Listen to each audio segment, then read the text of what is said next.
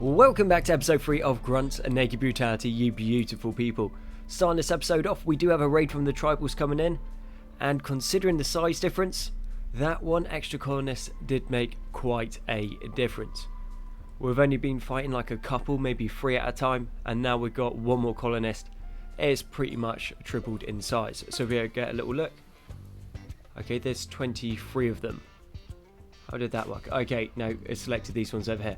I'm not the best counter in the world, but I can tell you that wasn't 23. So yeah, we got all of these to deal with. That's how we're going to start the episode off, which isn't a big problem. Kind of looking forward to a decent little scrap. Do need to get Tinus a room set up, so I think we'll do what we said the other episode, where we build the walls around the outside of the old rec room. If they're there, then they're going to be nice and close to the table, to the recreation activities, and then we can make this area like look really beautiful, and then with that they're going to get the mood buff from it as well, or the mood boost, depends on how you want to do it. So yeah, that's going to be good for us. That's going to keep everyone happy. Our guys are in decent enough mental states, other than slightly environment and hungry, but then him being a Krogan, that's always going to happen. Ugly environment, soaking wet and observed a rotten corpse times 5, and then Tinus slept on the ground, minor pain and slightly environment and hungry. We should be able to sort his scar out, not in this episode, but in a couple episodes time. That shouldn't be a massive issue, and I think we just wait until the morning before they attack, and then we go in and intercept them. And with the tribals moving in, we're going to get Tinus, move him to the top, Grunt can stay towards the front, and it looks like the tribals are against each other, which for us works quite well, so long as we don't accidentally shoot them. So we're going to need to try to move in front, because, well, we've seen in other episodes that friendly fire makes people turn on you, and we kind of want more allies than less. And let's go strip these corpses down. We are then going to be able to sell some of this stuff off. Not that we're going to get a massive amount for it, but right now we don't have much in the way of monies, so a little bit of something is going to be better than nothing. But other than that, I think that we are in a pretty good situation to start this episode off. Tinus does have a double burning passion in mining. However, his mining skill kind of sucked, so it's now at 4. If we can let him carry on going, obviously that will level up quite quickly. And if I'm not mistaken, yeah, he has the great memory trait, which means he learns 25% faster. Then you mix that with a double burning passion, and he is going to be learning at 150%, which is pretty sweet. Actually be 175%, because 150 is base plus the 25 on top. He's also bionically skilled. Not that we're really going to use him for that, because I think just having a bionic vulture is going to kind of be funny, because they really shouldn't be. But yeah, just looking back, we got super lucky with this vulture. He has a bunch of burning passions, and then also a bunch of normal passions going, just because of the gifted trait. Still makes him pretty useless, but once we can start banging some bionics into him, and if we can get a Cerberus serum into him, and then a researcher serum as well, he is going to be pretty awesome. So as we are starting to tunnel in under the mountain, if we go over here, we have a hotspot here where bugs can come through across there, and it also looks like this room here we're going to have to keep an eye on bugs on. This will be Grunt's room because it's going to be the biggest one, and then these two are the same size, so that will go to Gagalish and Tinus. I think we'll build this room first, so Tinus has a room, then once that's done we carry on working because it's going to take a couple more days, and then we just move those across. What are we going to do in this section? I think a processor room is going to be the best bet, and then we can hopefully... How far off? Yeah, we still haven't touched smithing since last episode. Actually, since the first episode, because we've just been doing a whole bunch of construction. We need to keep an eye out for a Solarian. That would be awesome. But yeah, this area here, probably into a processor room, which means we've got access to the storeroom, so we can take the stuff that we don't want and smelt it down, and then get stored back into this section. I think that should work pretty well for us. Security Force has come in as a exotic good trader. Thankfully, they are willing to buy pretty much everything that we are trying to get rid of. So that's all of the weapons, all of the rubbish clothing, which is super good, a bunch of the food that we don't need at the moment. And what we're going to pick up is we're going to pick up 1 skill trainer in crafting and 1 in medical. Well, skill trainer and crafting kind of makes sense because then we can craft things quicker, and then medical just so that we can have almost everyone in a situation where they can patch each other up. Unluckily, we did not get any more thermal rounds. This is a decent amount, but it's not going to hold for super long. One thing that is semi-interesting, they do have 2 Slayer's marks on one of the Muffalo, then also a Archotech leg. We done that on the ice sheet, went and shot the muffalo, stole the Slayer's marks, and then put them onto our colonists. And then our colonists became super powerful. But I think on this one, for the moment, we are not going to do that. Now, actually, they are on elephants, and elephants are a fair bit tougher than the old muffalos. Let's just have a little look. Because if there's a whole bunch of super good stuff, it might be worth it. But we saw what happened when Security Force came in. That is the reason the STG ice sheet failed, because they just came in and absolutely slaughtered everyone. And that does not make for a very sustainable playthrough. But 2 mechanoid power cells is amazing, then 2 Slayer's marks is not bad either. No, we will give this one a skip, I think. We now have a whole bunch of man-hunting rhinoceroses just showing up to the base.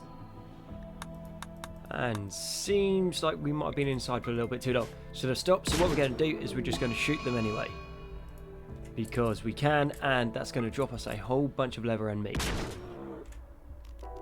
And turns out Gagalish's shotgun works pretty well at taking out some decent sized creatures, so to say. So that's cool. It's got a nice amount of stopping power on that. What we do need to get onto is, I think we get Tinnis, and we are going to send him down to Site 01 of the UAC. We should be able to pick up 3 skin suits from them, which means we're going to be moving quicker and working faster, which would be super good for us, so everything's going to come along a lot quicker. And then also the other side is it gives us a chance to drop our colony wealth by a decent amount and shift a whole bunch of the silver that we're holding at the moment. So I think we might have made a lot more progress in a shorter time than I thought we did, because now we just got the ambushed Baroness, which is one of the first quests that you get. So the Baroness from the Shattered Empire is calling from nearby. Her guards have been killed and ambushed. She escaped but is now being followed by a man hunting Red Fox. She wants you to keep her safe at Neutral Junker for a few hours until her shuttle can come and pick her up. And then we'll get a honour for whoever accepts the quest. Right, we're not going to do that because we're not too fussed about the whole honour thing. But yeah, we are, considering this is Naked Brutality, and it's meant to be a pretty difficult start, we are actually like doing better in this than I have in a lot of other series. So yeah, I'm not even mad about that. And our first infestation has come along. It turns out Grunt. Okay, yeah, you got yourself pinned in there, buddy. I'm going to need you to prioritise uninstalling that. And then I need you over here. We'll try to get Gagalish. I don't really want him on the front line, because of what it looks like there's going to be 3 bugs. And he's got the shotgun. So realistically, should have Grunt on the front line and then Gagalish behind. But we can't really risk this mechanoid power cell getting taken out. Okay, that is a lot more than 3 bugs. We will lose this mechanoid power cell, unfortunately. And that's a decent little bit of kit. Grunt has no powers that are really going to help in this. We've got no explosives, I don't think. And flame is not going to be a good thing to use. Could drop the Promethean and blow it up. And then everything's dead, but that's a guaranteed loss on that mechanoid power cell. Right. Let's figure this one out. So far, they're not attacking the mechanoid ship reactor, which is good for us. But yet we don't want to open that door because we are just going to get overrun. Grunt's tough, but he's not invincible. And Gagalish can heal quick, but he takes a lot of damage. So I'm thinking we'll find out who... Oh yeah, Grunt's going to be quicker. We'll bring Gagalish back here, open the door, and then we just yonder back this way and just hope we can shoot everything down as it comes around the corner. I think might be the best bet. And then back, and then to here. Grunt, why are you moving so slowly? You're normally fine. Okay, cool, just shoot Grunt in the face. Yeah, why not? Kinda should have seen that one coming. Right. Not quite as fast paced as I thought that fight would have gone. But we seem to be holding, and we didn't lose the ship reactor either, which is good. We are going to need to move back by 1. And Gagalish won't have a chance to move back. So these guys come around the corner, so then Grunt can actually shoot them. Right. That was not half as bad as I thought it was going to be. I thought we might have actually been in trouble then. We've managed to make it to Site 01 of the UAC. We're going to be picking up one UAC skin suit and then, well, the Synthread skin suit, which is good quality, and then 2 cloth UAC skin suits as well. If we go up here and we actually look over, their negotiator, researcher, and basilisk implants and the representative implant are going fairly cheap as well. So that means we're going to be able to get our guys pumped full of some very good bionics very early on. Cerberus serum is very good, but it is quite expensive. But we can make it, once we have the research, a lot cheaper than we can buy it. But once we find a Solarian, we will need to find the researcher implant, because that will just make them nuts at researching. Then, because if we go over here, plus 75% to global learning factor, plus 25% to research speed, and then plus 10% consciousness, which will make them pretty awesome. But we got all the kit that we need. What we are going to do before we start going back is take the cloth skin suit and then put it on to our drill. And that took, I think, like 1.9 days to get back. And this time we should be moving considerably faster. We do now have a raid coming in from a bunch of mercenary like space pirates.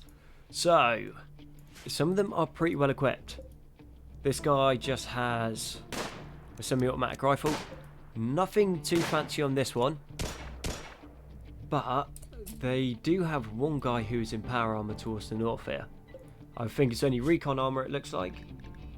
Yes, he's got power armor helmet and then recon armor beneath it. But he does have an LMG, which might, well, is enough to get through our armor. One guy's trapped up in here, so we're going to need to put a door in to take him out, otherwise he's going to start mining, which is going to be a little bit annoying. And he's got a crank gun, and then he's got a compound bow. Okay, whatever floats your boat, mate. So, should be a nice, fairly quick cleanup operation, I'd like to describe it as. Now, what we have done with the base is remove the storeroom from here into this area, because there is going to be more space. What we're going to do with this, I am not too sure yet. And then we accidentally overdug by one set, which is not a problem. We can carry the wall across here, come in behind, and then we can have the processor room in there. Then this bit, I guess we could turn into another bedroom if we need. Get rid of this wall along there, and then just have a pretty massive rec room. But before we do that, let's go kill some space pirates. Bionic pull into a shotgun to the face, I think should work pretty good. There we go.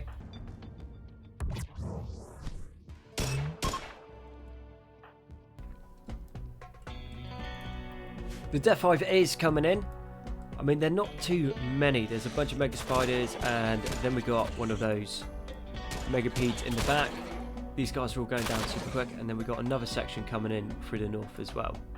So let's move you guys up there. Actually, let's see what happens with this. Maybe not the best idea to pull a massive whacking bug into close combat with yous, but does that makes you happy, buddy? And then we got one Cyclopede down here. Okay, Gigalish, you get onto that. You guys get back to doing what you're doing.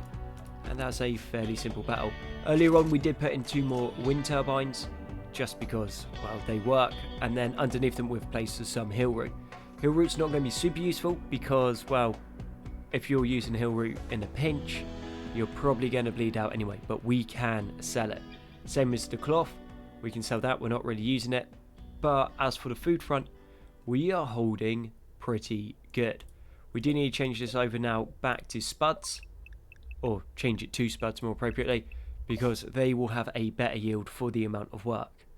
So rice generally produces more stuff for the time, but requires a lot more like labor, whereas potatoes don't produce as much for the time but require less labor. So in the long run, if you can produce more spuds, you're going to be better off than going for the rice if you don't have as many harvesters. And as we got Grunt doing just about everything on the map for us at the moment, it kind of makes sense just to free him up. It's been fairly quiet for a while, so what we've managed to do is double line the outside walls. This will help deter some sappers, not massively, but it should help just drive everything through into the 2 kill zones that we want. Now, what is interesting is we have a pristine ruins, medium wealth, so there is going to be a whole bunch of good stuff there. And what we are thinking is if we take Grunt and Gagalish Send the 2 of those because they can carry the most. So we'll have about 190 odd kilos worth of space. We don't need to bring anything with us, and they'll get there in 0.6 days. They can go in. We'll try to strip out anything that is of value, and thankfully there are the blue suns who are super close by. So if we are smart, there are 2 ways we can do this. We can have one person leave, try to trade, and then come back, or we send both of them off and then we lose the pristine ruins. But either way, that is going to give us a whole bunch of good stuff. So let's get them on the way there, and let's have an adventure in this episode. Unfortunately, the weather is going to mess everything up that we can see, but we do have a few mini turrets, which I think we should claim.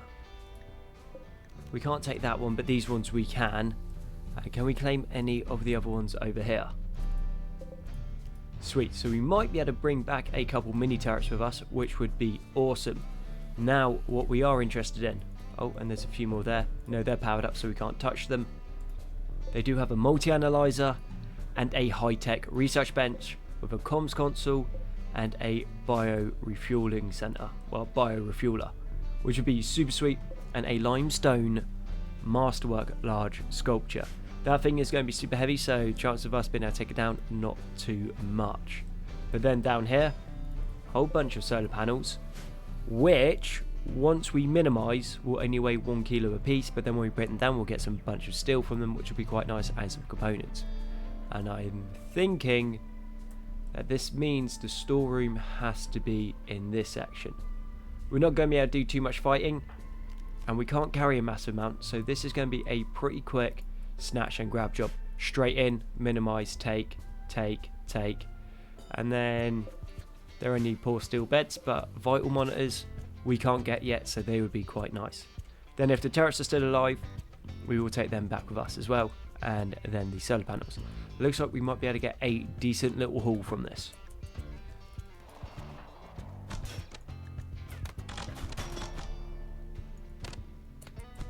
As it is pretty much all tribals fighting, we don't really need to get in a fight too quickly.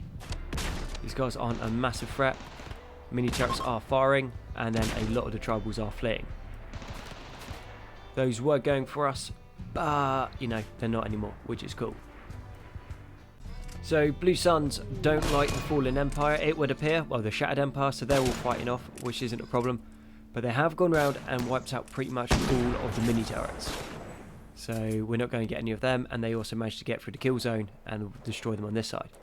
But we are seeing a few rounds of ammunition kicking around. Got some Solarians there. What we can do, if we want to be sneaky, is Gaglish doesn't mind wearing Tainted Apparel. We could go down, strip him of his armour, carry the other armour back, put the strip set on Gaglish, and then we can give the armour that Gaglish would be wearing to Tinnis. But our guys are still sleeping at the moment. 53% and 48%. But so far no one has managed to get into the storeroom, so we're still able to get a decent amount of stuff. And we found the storeroom, which it has some decent stuff. So 32 components. Don't mind 17 advanced components, which is very nice. 5,000 silver. And then a orbital trade beacon. Well, 2 orbital trade beacons and 451 gold. Right, I think all we do is we just undraft. We've got the stuff that we need. Turn this into a stockpile zone. Load up on everything that we can. Claim these so we can take them. And then we just get out of this map before the next raid comes in. Not super exciting, unfortunately, but that is as quick in and out as we can go. We'll stop by the blue suns. We'll leave you to bleed out. And 46 components. We know we can't get that many, so let's go 30. We know where the 17 advanced components are, which is obviously good for us. So limited by the amount that we can carry, but we'll take the 30 components, 17 advanced components. There are a few other things that we'd like, but we can't really take them. We'll also pick up the AP thermal rounds. That shouldn't take too long to get. Then we've got the orbital trade beacon, biofuel refinery, comms console, high-tech steel research bench, multi-analyzer. We'll leave the wood, pretty much all of the weapons we'll leave behind. We're taking the Mantis sniper rifle because that is going to be very useful. We can't take any of the armor, unfortunately. It's going to be too heavy. And then we got the 451 gold and 5,305 silver. But we're going to need to drop that down just a smidge. And then once more, because we know where the 5,000 is. Sometimes the game gets a bit funny when you try to strip the map. Can't take the turrets, we don't have enough space or weight. But I would call that a fairly successful pickup. And anything in the way of medicine, it is not looking like it. And then we just send. We did manage to get out before anyone else came in, so we didn't get stuck in a fight, and we're nearly at the Blue Suns. Hopefully they have some decent armor, because if we're going to upgrade our kit into, well, medium or heavy armor, we are going to be able to carry more. Unfortunately, the Blue Suns don't have anything that we can really get. They do have N7 heavy good armor, which would be super amazing, but we can't afford it, so we can't actually get it. So I think we just carry on back to the base, and then straight away we drop the stuff off, get it set, so that we can start trading and doing some other things. They also didn't really have any slaves that we wanted, and I think we then just go and head across to the Vulture. So that being said, we might as well just go to the Vulture now. They have a lot of slaves normally, and maybe we can pick something useful up. This could be quite interesting. So we have a Butarian who is gifted, so has a whole bunch of passions, and we can basically set them into doing whatever we want. But they have a burning passion in intellectual, so they can hold the line until we get a Solarian in. 15 in social means we're going to be able to recruit things. 6 in crafting means they're going to be useful. Burning double passion in animals, not super useful. 6 in plants is good. 9 in mining is good. 8 in construction is really good. And then shooting and melee are both decent. Super immune, which is good because we're in the rainforest, he's going to get ill. Psychopath, which is good because we've got a whole bunch of bodies laying around. And gifted, why he has all of the passions. Now, how much do they want for him? They want 2,125, which is fine, which makes me think he might have some health defects. And the answer is no. Cool, what is it saying here? Yeah, just a longer lifespan than humans. Not super exciting, but should be quite decent for us. Let's get a couple packaged survival meals, seeing as we are running low on food. We'll sell off all the gold, and as for armor, we're not going to be touching the UAC kit, even though it is pretty beast. It is super good. We'll get an Alliance heavy helmet, and they do have a capacitor helmet, but really doesn't offer much in the way of armor, which is a little bit of a shame. But coming out with a heavy suit of armor is cool. We got Alliance armor normal, we'll pick that up. And now we need to find a little bit more money. Right, we just got rid of all the packaged 5 meals, and I think that we try to take the punt and hope that we can make it back in time. It does say we have unlimited food, so we should be getting more than what we are using. Anyway, one way to find out. We'll head back to Nutrichonka. We'll go into gear. And then our new Batarian can have the Alliance armor, the Alliance heavy helmet, and then he can also have the Mantis sniper rifle. Does mean we're going to need to run off and get another skin suit, but that is not going to be too difficult. We do have rounds of ammo, so we can go pick those up. And now we are going to have ourselves a researcher, which is going to be super good. And with that, we're going to need to bring the episode to the end. So thank you very much for watching Grunt's Naked Brutality. I've been Conti. All your likes, comments, support have been amazing. You guys are awesome. You know what you need to do for the algorithm. And I'll catch you on the next one.